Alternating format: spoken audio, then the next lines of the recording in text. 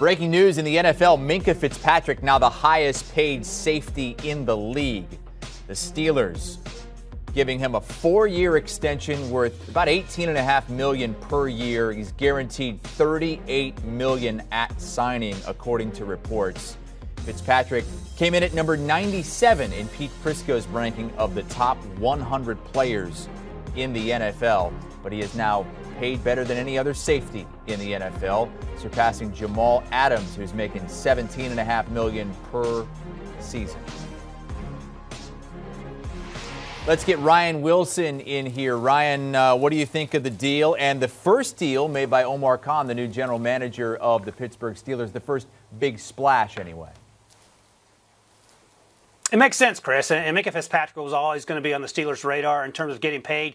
Diontae Johnson, the wide receiver, is next in line now. But I think despite Pete Prisco's ranking at 97 and not having Minkah on the list a few years ago, Minkah is one of the most important players, not only in that defense, but on that team. Obviously, T.J. Watt is the guy who gets all the publicity with the sacks playing up front. But on the back end, Minkah Fitzpatrick is the captain of that defense. And they haven't had an impact safety like that on the roster. You have to go back to Troy Polamalu, who played a different position.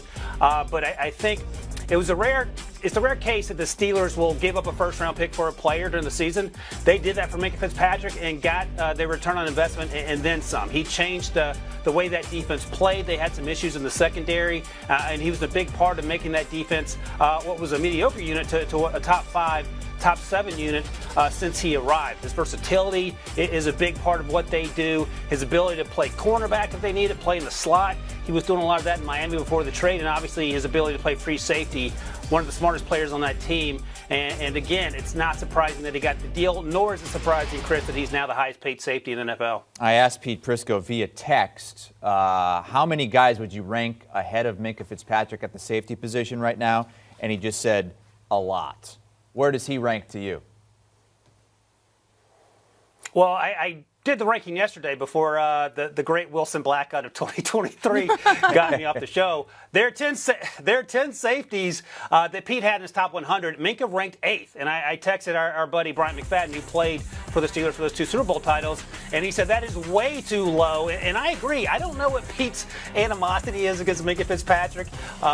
He will tell you that he doesn't think he plays as well at times as perhaps other people do, but obviously the Steelers feel differently, and folks around the league feel differently as well. He is one of the 3 or 4 or 5 best safeties in the NFL, and obviously it's close. Now, Jamal Adams, should he be the highest paid safety? No, I don't think that's the case. He earned that money from the Jets, and he got that trade, and that's just a situation. But Tyrann Mathieu, when he was in his prime, was obviously a really good player. Harrison Smith, who was ranked below Minkah Fitzpatrick at 99, I believe, is in his 30s now. He's also a great football player, has been over the course of his career. The safety, Justin Simmons, of course. I think Minkah Fitzpatrick deserves this deal, and he is one of the most important players, as I mentioned, on that Steelers roster, and one of the best safeties in the NFL. How long is he going to keep that ranking as the highest paid safety in the league? Are there any other safeties coming up soon?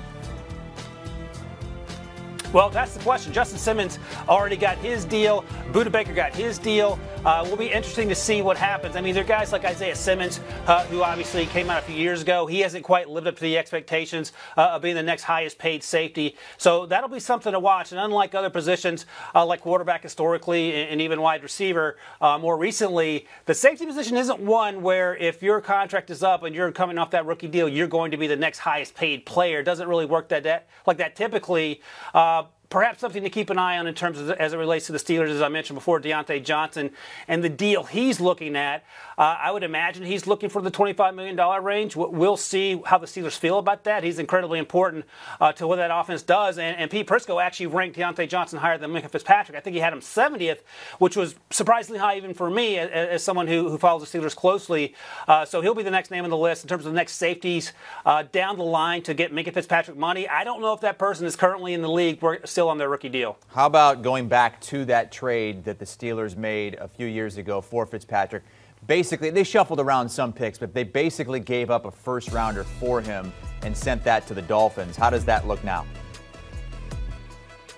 It looks great. Better than I would imagine they could have ever expected, because a lot of times you make that trade in season when it involves a first-round pick. it's because you're desperate. And the Steelers were, in fact, at that time, very desperate to fix that secondary. They had huge issues on the back end. They drafted Sean Davis out of Maryland several years prior. He hadn't quite worked out. He was a replacement level player, but nothing more than that. Terrell Evans, their former first-round pick, played closer to the line of scrimmage as a strong safety, and he hadn't panned out as perhaps fans had wanted as a first-rounder. He's since been re-signed on a one-year deal. But Minkah came in and was the glue to that secondary, and you talk to folks around that team, and they tell you he's one of the smartest people on that team. He understands everyone's position, what everyone's supposed to be doing, and the athleticism is completely through the roof.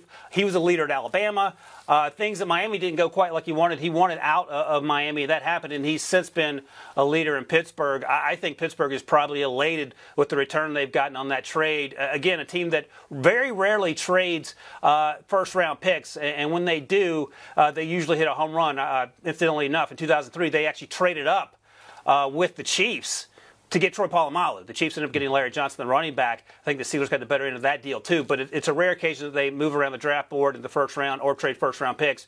And in both those instances, Troy Polamalu is a Hall of Famer, and Minkah Fitzpatrick is certainly well on his way to perhaps following Troy Polamalu to Canton. That's Ryan Wilson here as Minkah Fitzpatrick becomes the highest-paid safety in the NFL, even though Pete Prisco didn't even have him in his top 5 safeties in his top 100 list. Bryant McFadden, one of those guys who thinks Minkah is rated too low on Pete's top 100. You can hear him on the All Things Covered podcast with his buddy, Vikings corner Patrick Peterson.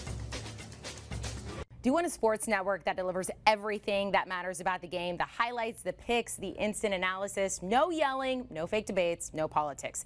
Hit the subscribe button and never miss a moment.